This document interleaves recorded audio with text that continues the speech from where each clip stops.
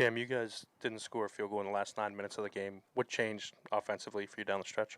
I just think we got a little stagnant. The ball stopped moving, players stopped moving. We just didn't execute at the end of the game, point blank. Can you talk about the job you guys did defensively in the first half compared to what you were able to do in the second half when it looked like they were much more effective? I thought first half our communication was great. We were up on switches. We were pressuring the ball. Second half, I think we were just a completely different defensive team, and obviously that showed, and that just can't happen. Cam, just given what was on the line tonight, did you feel like pressure kind of played into how things unfolded there down the end? I don't think any of us thought about it. We knew how important today's game was, but that goes for the last 3 or 4 games we played. Those have all been important too. So, I don't think that played too much of a part in it. I just think we weren't our best down the stretch, and they played very well. As the second half was going on, Rutgers kept coming back. Was there like an attitude change at all for you guys in the huddle as the second half progressed? I thought our spirit went down a little bit when things got tough and adversity hit. We could have been a little more together. Knowing we had the lead for most of the game, we just had to do a better job sticking together during those times, I think. Cam, last month versus Rutgers, no points on the score sheet, but this time you put up 15 at least. You play a great offensive game. How did you change your approach this month versus Rutgers compared to over 30 days ago?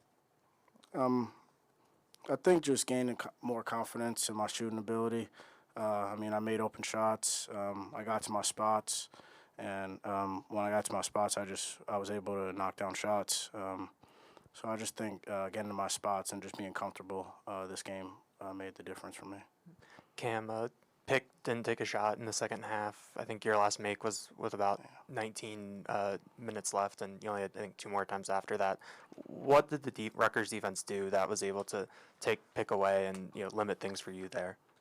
I think they did a good job fighting over screens, staying attached to him, and then when he did have an advantage, they sent 2 at him.